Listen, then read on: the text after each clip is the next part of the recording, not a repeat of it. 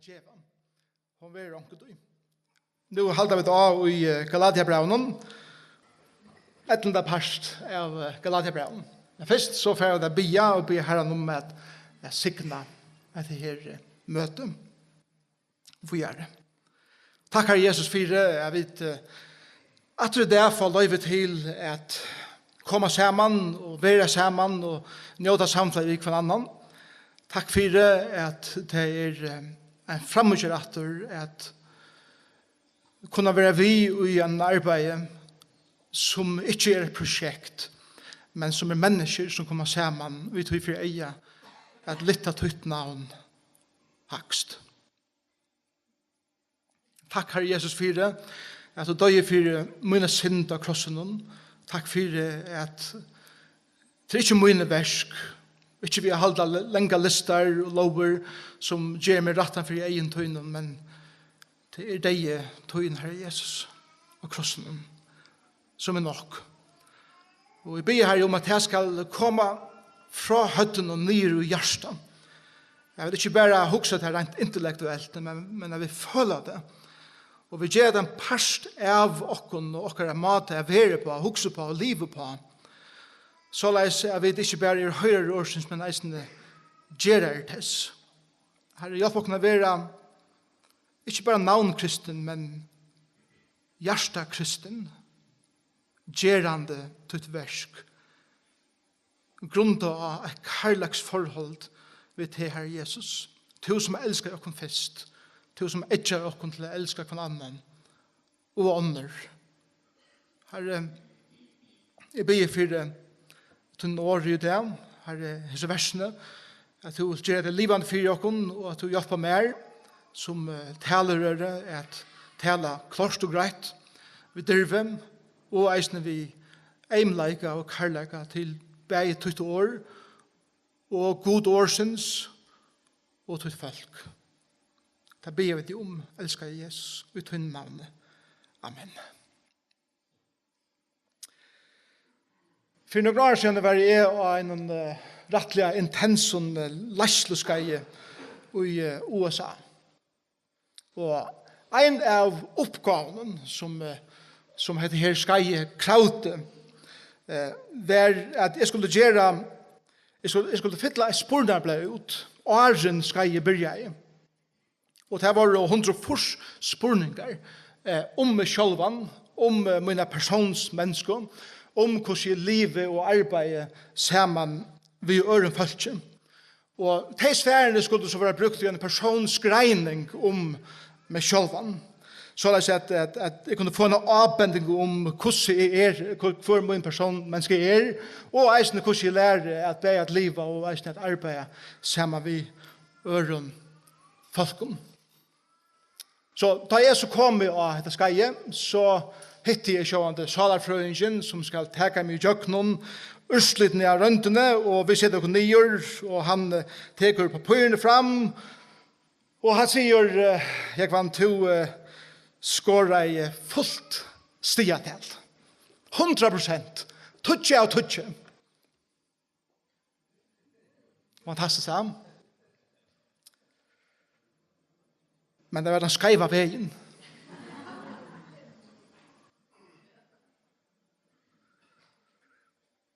Og her stod jeg helt alt stod så utrolig vel tilkjemmer. Jeg helt at jeg var som personer som var bare simpelthen så litt latter at livet sammen vi, og arbeide sammen vi, og jeg helt at min personsmenneske var bare, hun ruller jeg bare. Inntil knappt jeg fikk en kjelkende innlid inn i verleggen av meg selv og for jeg var. Jeg har møtt meg selv så høyt, og jeg har sett meg så høymål i livet at ikke mennesker kunne klare det. Og vet du hva jeg fikk vite? Jeg fikk vite fra salarprøvingen, og han setter en iverskrift i hvor det var, og han sier bare at du er et perfect fake. Du er helt og aldeles og ektavers. Det var sånn karlags omfevning som jeg fikk han det der. Min kjølsoppfædan, og min fædan av livet hun hadde tidsi, var pura falsk. Han er ikke ammen her, han er ikke ammen til det her. Jeg bare sier at det er et godt høvesetikken å slappe av til pastor. Nå kunne de si at det er til vysendalige prekva at det som er rett for styr av oss. Utviden. Ok? Hvis jeg vil at det. Østlig det er oss personsgreinsene vær, som vi sier, eller kjelkande, og utvinsjen av verleggen vær faktisk byrjanen allikevel til en tilgang til min liv. Hver er alltid at det falska og det oekte byrja I å være pilke av disse iverflatene som vi har. Fyre er det ekte, og det innere kunne komme mer og mer til skjønter. Det er en pynefull fer, det er en utrolig god fer. Det er en fer som vi enn I å. At lære etter, at ståre seg det året og hvordan skriver man mennkene. Men eisen er å være glad for at man begynner å søke at her er allikevel noe ekte innenfor som vekkert og som godt og som ekte. Og jeg sikkert vil alt lære her på øyne måter. Det er ikke skreft I akkurat liv. Men det er ikke veldig vekkert I akkurat liv. Og den prosessen veldig områdende. Jeg tykker at dette var et av time og tingene som Galatiumenn eller Galatiefolk struttes vi. Og det var et stryge vi lovene. Mens til at Paulus skriver til noen mennesker som han elskar utrolig høyt, som kommer til å kjenne Jesus Kristus som tar frelsere. Når lovlærere kommer inn og tar vent heimen atter til det gamle som de var frelst fra, og tar personlighet og tar måte at oppfatte verleggene på, ble rettelig forskruet over av det samme. Og til det som jeg halte, tar jeg huske om disse røndene som jeg tok, som åpenbærer verleggene av meg selv, lydjes rettelig nekv, tog som Galatimenn struttes vi, hvis vi sammenbærer lovene, vi en persons greining. Loven som Galatimenn rønte livet opp til en lov som hever 613 bå. Loven gamle som heter Torah hever 613 regler, eller bå, som skulle haldas, og de skulle haldas til fullnær. Paulus sier vi Galatimenn og I Galatiabrævið at om tid klarer at halda lovene til fullnær, så tid et perfect fake. Så det helt og aldeles og ekta. Tog at endamål vi lovene nemlig å vise til at du klarer ikke at liva et supermenneske liv. Du klarer ikke at du kan ikke ha så hva med om du sjølvan og stevne så høyt at gjøre det som ikke menneske megnar, men bare det som Gud kan klare. Og det var akkurat tog de dumpa av. De rønte, og tar kjølsfætan, og tar fætan God, og eisne verleggen hele tiden var blivet så forskruet over, at de dumpa og så digitale I hesson, jeg skulle røyne livet opp til lovene for at vi rettforskjørt for god.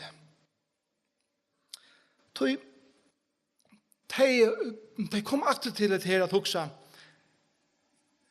let dere røyne, let dere halda bøyene. Let dere omskjere. Let dere halda det tutsi bøyene. Let dere brøyta medvenner. Let dere halda hese halvdjødene. Og så eisne hine 600 bøyene, eller avsetningene som var givner I lovene. Så alt godt, hvis vi klarer det. Så kan Gud ikke kreve mer av oss, tror jeg vi gjør alle de tingene. Og nå skal Gud bare sørge for at ta imot mer. Dette det som de strøyes vi. Og der skal vi lese fra 3. kapittel, vers 12, at vi slår på Galatiabrævið. Og for 1-4 hva det som Paulus røyner å si vi Galatiamenn. Galatiabrævið kapittel 3 og vers 12. Her sier Paulus så leis.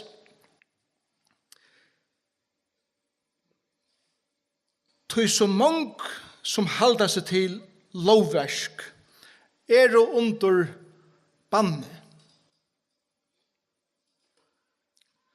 Skriver jo, så sier han til gamle som er beint, banna var kvørt han som ikke var verande og I ødlund tøy som skriva eller skriver i lovbøkene, så han gjør det til fullmer. Vers 11, og at ønsken vil rettforskjørte for gode vil lov skyldet, tog, og så citerer han Habakuk, profet, hin rettvise skal liva av trygg.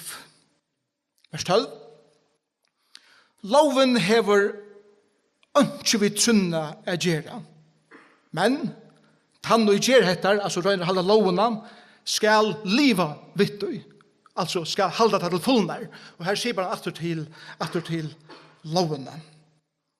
Så la meg lykke å stekke å lese her først. Og ta så syndrom her i versene. At her vi setter seg fire, at jeg skal røyne gjøre noen ting, og ta jeg klare gjøre til, så for god å teke imot mer. Vi gjør det samme som en gang. Da jeg prater med folk, og jeg hittar et meg selv med kors, så kommer man langt inn i samtaler med folk, og at her kommer av varren, og til folk som har tro av Jesus Kristus, til folk som har sett seg og allit av ham, men allikevel så strøyes vi vid at livet opp til noen ting, ta jeg vil si til dømes. Jeg har alltid rønt å gjøre mitt beste. Jeg har gjort alle disse tingene for god, og jeg har tatt så vel alle disse årene. Det kan ikke bare til at god leter disse tingene jeg kommer inn i mitt liv. Som om at jeg tror at jeg har gjort sånne gode ting, så skilder god mer at det skal gjenge godt. Og jeg tror at jeg har strutt sånne, så for god aldeles ikke at lede noen trobel ting komme inn i mitt liv. Paulus sier at det lovart trældommer. Jeg røyner gjerne noen ting for at god skal knappe skilde mer neka. Etla, vi kunne si jeg ikke verre enn noen andre. Onker sier vi med, og i mån til Hendan hånden angel. Og vi møter folk etter hvordan vi og hvordan vi performer, hvordan vi gjør ting så vel som vi kunne, som om at hvis du klarer hatter her opp til, skårer perfekt, så får alt det være godt. Paulus sier, perfect fake. Pura skreiver. At hugsa på handamaten. Det heter færre atter til loverversk. Til det som Paulus sier i sin versen. Og det ikke avverst, da jeg leser begge gamle testamentet og Nye testamentet, kan det være til at god vi først leter ting komme inn i okkara liv, for å vise okken, at vi er pure avhengig av ser. Og vi klarer ikke så utrolig nekv i livet, utan det vi hans hjelp. Og det som Paulus gjør i hessen versen, fra vers 20, mens til i 3 kapittel kommer vi sinte mer inn i det godfrøyslige. Og i kapittel 1 og kapittel 2 har Paulus tås om at her fra egnar færingen, hvordan han har færast, og hvordan de kommer til trygg av Herren Jesus Kristus uten lovversk. Og i 3 kapittel, som vi begynner på senast, har han først vist at det er egnar færingar til det hittar atretter. De tog imot det som ikke grunn av det vers, men til tog imot det som vi trygg. Og god gav det kun det. Ikke av grunn av hvordan veltid klarer det kun, men bare av sine nøye gav han etter det kun som gav. Og han får alle vinner til Abraham og sier, Abraham, troar feir okkara. Han var rettforskjører, vi trygg. Nå får Paulus argumentere på en annan måte, og han venter seg akkurat som nå i måte sjåen lovlæreren, og han får bruke til egne skrifter. Jeg viser dem hvordan skriver det er. Og det er en veldig måte jeg kan argumentere på. At bruke argumentene som en bruker for å steffe seg sannleggen, og i måtrunnen, for å vise dem han skriver. Det er det som Paulus gjør i denne versen. Vers 20. Så så många som håller sig till lovverk är under banne. Det är det första som man säger. Han fer åter till lovarna och verserna i gamla som att jag visar att det som loven välja läror är det att om en röjner att vara rättförkörter vid verskon så är du faktiskt förbannad. Du är dömd. Du är under banne. Och så säger bara han till 5 Mosebok 26. Bannavur kvørt han som ikke vil verande i ødlent hus som skriver i lovbøkene, og han gjør det til fullnar. Og det som Paulus sier til at selv gamla testament lærer at loven krever at ødelbøyen skulle haldas alltid og alt livet. Og en som bare fettler ena fyr i hesten her bannavur. God krever en perfekt standard og ikke mennesker klarer det i det som Paulus sier. Så i vers 11 nu får han til profetene og at ikke vil rettforskjørter fire gode vil lov skyldet. Og så sier han Habakuk kapittel 2 vers 4 hvor Habakuk sier «Tøy hin rettforskjørter skal leva av trygg». Jeg ser verst. Gamla som var bytt opp i tvær høvesparster. Det var loven, de første 5 bøkene, og så profetene. Og det var fra Josva og resten av gamla som. Det var alt gamla som. Jesus brukar det selv ofte, loven og profetene sier. Og til akkurat som Paulus sier, alt gamla som. Begge loven og profetene samla, læra, at det ikke vil lov at en vil rettforskjørter, men det vil trygg av Jesus Kristus. Nøstan ta kommer loven gjeva mening. Det kommer jo til en ærere tale. Så det som Paulus så gjør i 12. verset, la oss lese 12. vers. Loven hever ikke vidt trunne å gjøre. Så at han som vil leve av lov, han gjør det, og han skal leve og tog. Jeg føler akkurat som at jeg har endret hos med sjåvan så nekv, og jeg kan se et eller talene. Her det finnes det vi at en vil ikke rettforskjørter av lovarverskene. Her det finnes det vi er sånt. Paulus er akkurat som neltet det vi jeg har jo også 20 tommer, men jeg har også 20 tommer, sier jeg vet ikke et så leis, men lov og nøye genga ikke hånd i hånd til det kommer til rettforskjøring i for gode. Paulus vil stafast etter, han vil ha å kunne få etter inn, tror jeg at hvis vi ikke får et her inn, først her, og så her, og ut i fingrene der, så får ikke av tusen kommer at han har gjeva mening. Hvis vi får først hetta stafast, så får det være nek lattere at livet til kristna liv. Og her sier han til 3 Mosebok 8:5, og han sier, hvis du skal leve til lov, gjør det så. Men du vil ikke klare det. Hvis du heldur at du klarer det, så er det perfect fake. Du er fullkomlig skeiver. Tror jeg at loven fordømer, loven banner, loven krever fullkomlighet. Loven viser menneskene av sin sånne støv, og det er til at du er under en banne. Loven stedfester at du hever bruk for en frelsere. Ja, takk for det. Det er fått amme det og rettas det.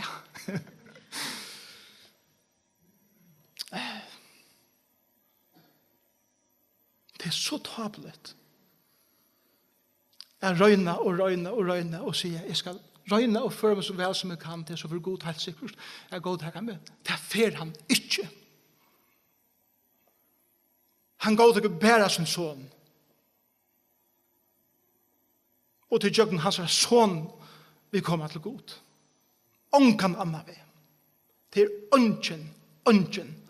Det er ongen anna vi til god. Enn jøkken Jesus Kristus. Og Paulus vil hava å kunne føle at vi er fordømt.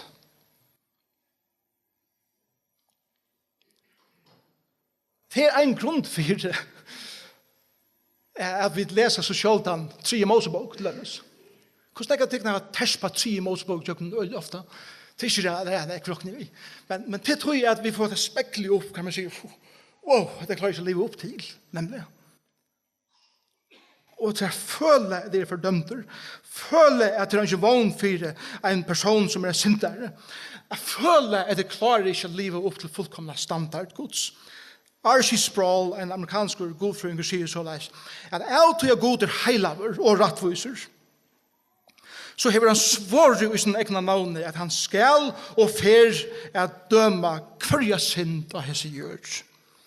Han fer at døma til fullnar etter sinne lov.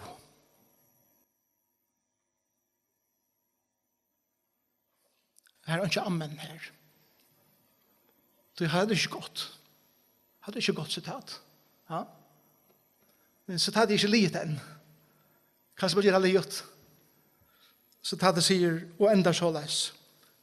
Utan er det en som teker til et sted. God fordømmer det til fullnær etter sin lov, utan at det er en som teker til et sted. Hatt det gått sted til amen. Ja. Og det er vers 13 og vers 14. Jeg må lese det. Kristus kjøpte jokken leis undan bandelovarene. Ta han vær bann for jokken. Så skriver og sier at lovene, siterer han, banna var kvørt han og hunger av treet. Vers 14, 4 at sikning Abrahams, han tar seg jo om Abraham i konteksten, kunde og i Kristi Jesu komme i verhetningene, så vi trunne kunne få hele andan og i lova vår vær. God hei lova at vi skulle få kraftene at livet til nødja liv. God sier ikke bare så at gjør vel, her er nytt liv, drøy noe liv det så vel som du kanst. Så kommer det alltid til lov.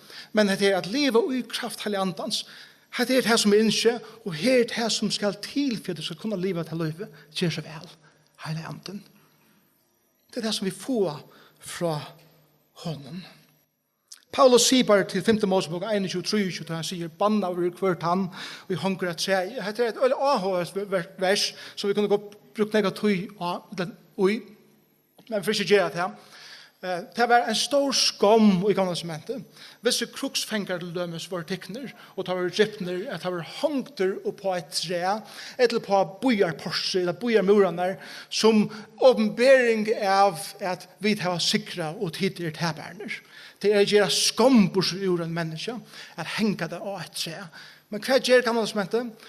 Her, 800 år når Jesus Kristus kom, det peker fram til at en dag skal en maver komme, og han skal henge an en treje. Han skal ikke bære sin egen skam, han skal bære tøyne skam. Og han skal være gjørt til skam, for at tøyne skam kan være tidsen av tøyne herren, og han legger han av sine egne herrer. Da han lærer seg henge av krossen, og han lærer seg negla og tjøkken hender, og tjøkken føtter, for okkara synd, okkara skam.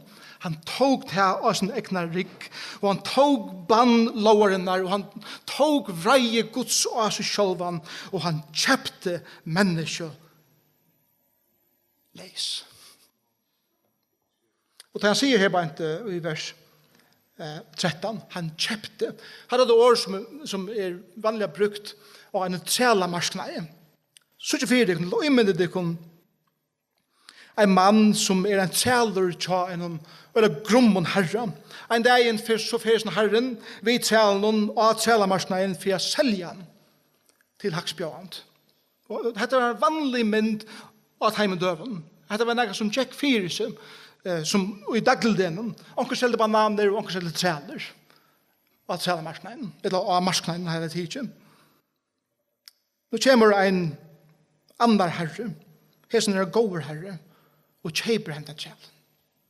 Betaler for ham. Og da han har gått for hendan tjælen, så teker han tjælen og får stav i den, og så stekker han av og sier, gå ut tjæler. Jeg har kjøpt det. Du har mine øyne. Jeg eier til nå. Du har mine tjæler. Den gamle herre, han er ikke valgt at her langt. Og selv om du hører hans rødt, vi først råper etter der, og så videre, og du har reageret, han er ångan myndelig givet her langt. Jeg har kjøpt det. Jeg har betalt for det. Han har ikke sier til livet langt. Du har min ångan, og jeg skal ta meg vel av der. Du har sånn frie træler. Jeg skal ångan det selge det av noen trælamersnei. Selv at du ikke orsker å arbeide meg, selv at du var en gammel, skal til å være min. Mitt heim er tutt heim. Mitt bor er tutt bor. Mitt hus er tutt hus. Mine åkner er tuttner åkner. Jeg skal være til en elskende herre. Jeg skal være til en gåvor viner. Dette er det som tar mynden som Paulus brukar om hvor Jesus er og i akkurat livet. Jesus er kommet inn og træla marsknaden. Han har kjøpt okken leis vid sin egna dyrabæra blåe. Vi som er syndere, han som er frelsere, er kommet inn og træla marsknaden. Han har kjøpt okken. Han har tid okken til søye, så han sier, tvers mine okken. Han som gamle herren, som åtte det før, hever ikke sier til en liv langer. Ta et høyre råpa, ta et sarskløttene kommer fram, minst til tvers mine, ikke hans herren. Mitt hus er tøyt hus. Mitt heim er tøyt heim. Mitt bor er tøyt bor. Mine okner er tøyne okner. Jeg skal være til en elskende herre. Jeg skal være til en gåvor viner. Det er det som Herre Jesus sier. Vi okner synderer. Vi er så dårst kjæpt, kære sankomma. Vi er så omedelig dårst kjæpt av akkurat frelsere. Hugsa det kun hva det kostet Jesus. Han som var utan synd, måtte bæra alla synd. Han som var fullkomna reiner, var gjørter og reiner. Og i Getsemane var han, og i svarare engest, bæge andalige og salalige. Han kjente svian av at være svigen av sin nærmaste. Han var falskt og akkarder. Romerske hermen spytte av han, slå han ved jaddenstave, tok og reimar vid pyken og huflongte han, så at pykene skratt og holdt hans her opp. Han bær sin egna kross, og han hokna i undan krossen. Han var neldur i kjøkken hender, han neldur i kjøkken føtter. Han var hekk her i middelen tvei rånsmenn. Selv om han var fullkomlig og usikker. Han hekker fullkomlig spillnætjen og bær skommene av tog, og at enda gav han opp andan, og han døg. God tog sjølver straffene, og øste alle hemsens synd iver sin egna son. Det var okkara synd, og han bær. Det var okkara straff, og han tog av seg sjølven. Det var okkara domer i fall av han. Det var okkara deia han døg. Men det var okkara til rettforskjering at han reis opp for henne deia. Hugsa det. Alt tatt der. For jeg kjeipa te og te og te og te og te og okkara ødel. Leis.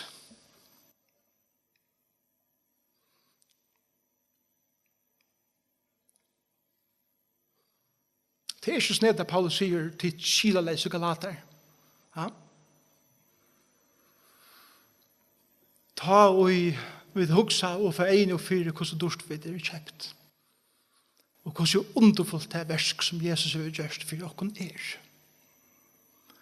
Og jeg hadde det er en av grunnene for at Paulus vil vi affære etter hesten etter.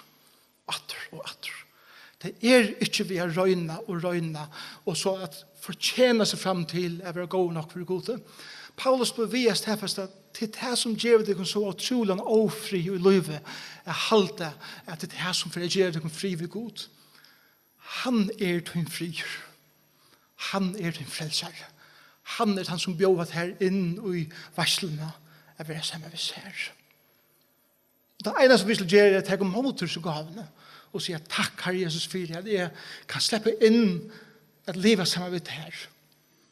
Og her er det som vi kommer til senast.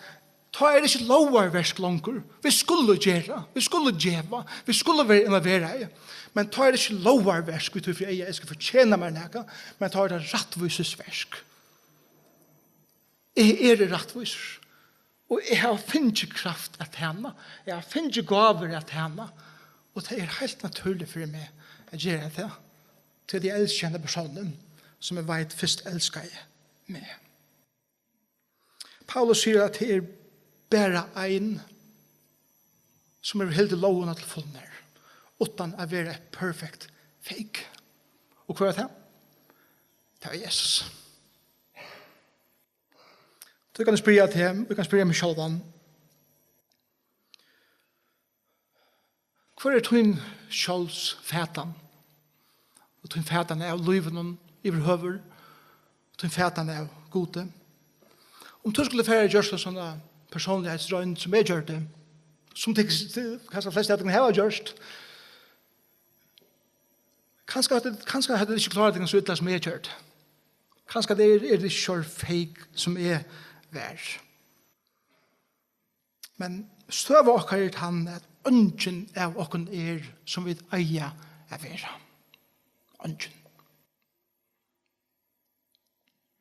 Vi ødel røyne at livet opp til forskjellet. Vi tror for eier at stafesta et eller annet, for jeg skal føle meg bedre. Og det som så ikke gærlig ut i at gjøre gode ting og føle seg vel. Men det kommer til dere forhold ved god. Da sier jeg pjørs. Det ok. Elsker det akkurat som det er. Jeg har kjørst alt for det. Jeg har lovene til fullmer. Fullkomna i lovene. Og ikke bare fullkomna i lovene, men jeg tok eisen til som loven kravte. At jeg kunne bann. Det tok jeg meg selv. Det er ikke fantastisk. Det er ikke fantastiske bådskaper. Jeg hadde bare finnet en herfra, og meg nye her. Min fer fra å være en perfect fake en fer som i enn det. Jeg ble mer åpen og ble mer ærlig om mine kjølsfætan og fætan av liven hele tiden. Det i høver, vil jeg sagt, en hør vi først og pynefødt fer vi først. Samtidig så hjelper henne ferien med å sørge hvordan tablet det at røyne at være supermenneske som man ikke klarer å leve opp til. Samtidig som det gjør meg til en mer frelsan, en mer gledan, mer frifotland person i min liv. Så, som i ende, så det 14. vers, som sier, for sikning av Abrahams vi Kristus Jesus skulle komme i overhetningene der, og eisen for at vi trunne kunne få andan som lover vær. Vi sett fri fra bandet synderen der, da Jesus tog bandet av seg selv. Og Jesus sier, jeg har gjort alt for tikkun, og så sier han forresten, her noen bonus. Jeg vil gjøre det sin mer. Sikningen som kommer over Abraham en sikning som eisen tilskalt med en pastor av. Levde Abraham perfekt liv? Nei, lengt fra. Men god sikna han. Miste han synda vi først? Ja. Men god sikna han. Får vi? Vi får komme til det settene. Det løftet som Gud gav Abraham, vi kallar det for den abrahamske sottmalen, en sottmale som treiterleis. Ikke grunder av hvordan Abraham klarer seg, men grunder av hva Gud har lovet ham. Og det som Gud sier vi okkon, som vi sikna av det samme sottmale som Abraham, eller Gud gjør vi Abraham, sier vi okkon, reella livet det her vi får fettla, atter og atter. Ja, vi får ha tøyer hva vi missa trunna. Ja, vi får ha tøyer hva vi hoa for atter til lov, og for halda listar, og halda god skal skilda okken nek, og så vi Og selv om det en pastor av tikkara livet, så du en pastor nu av sottmalen som jeg har gjort for Abraham, og til en tredjeløse sottmal. Jeg har lova her at jeg skal være til en frelsere, jeg skal være til en viner, jeg skal være han som fører de alle veien heim, og det skal jeg gjøre.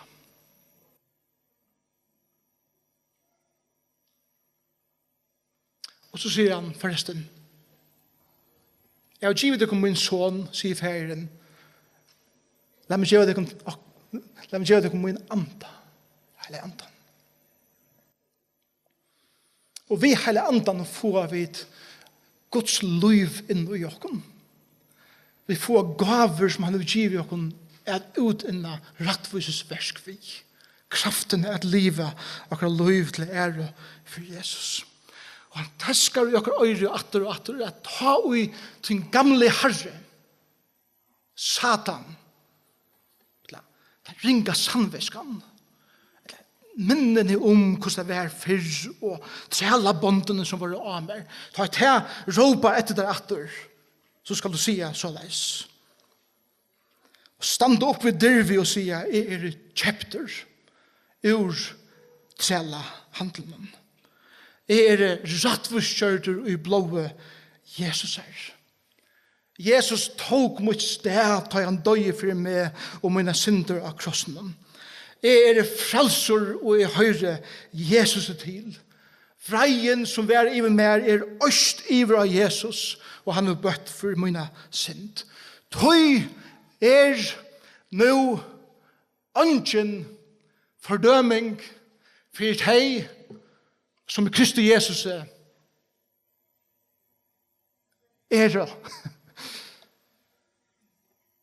Så släpp deg vekk, gamle Herre.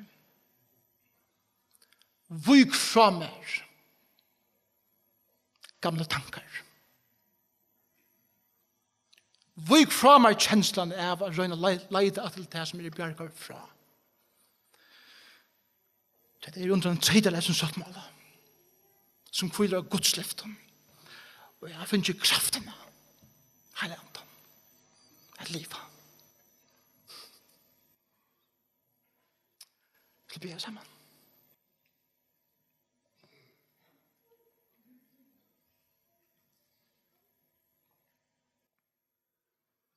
Takk Jesus for det at da vi får åpenbære verleggene og rekne livet at vi først et perfect fake, helt og aldeles vi syner av. Da vakna vi til verleggene av at innenfor det her åkta en utrolig verleggene som du har lagt inn i okra liv. Og man tar vi at her som kommer fram mer og mer som årene genka tjokken øtlen. Ja, selv om lik kan vi eldest og forferst, så vil vi vekrere og vekrere som hver dag ganger. Så det enda målet vi akkurat løyve som tunne bøten å komme løyves Jesus mer og mer. Hvor han ikke vekker. Måtte akkurat løyve avspekla det sanne løyve som han bjør, løyve i overflå. Måtte frelse som vi kjøpt inn i ikke er jokken til at vi er lyga selv og livet som vi vilja, men at gjøre oss fullt og helt til dere gode, elskande og nødja Herre, Jesus Kristus. Fyrir gjør oss ta, vi leiter etter til lovene, og vi begynner å holde lister, og vi holder at hvis vi fører oss godt nok, så skilder du oss neka. Takk for jeg er god til å skilder oss ikke. Takk for jeg tar i ting kommer i akkurat liv som en pastor av liven, reelle pastor av liven, så minner du dere at vi tar bruk for det her. Om at det er det første stedet jeg vil leide til, og stedet for jeg leide alle æresanger. Jeg finner dere løsning, dere styrke, dere svær, ut her. Prøys og ære for ditt navn. Amen. Da skal vi få låsangerne opp. Jeg innskjer i det at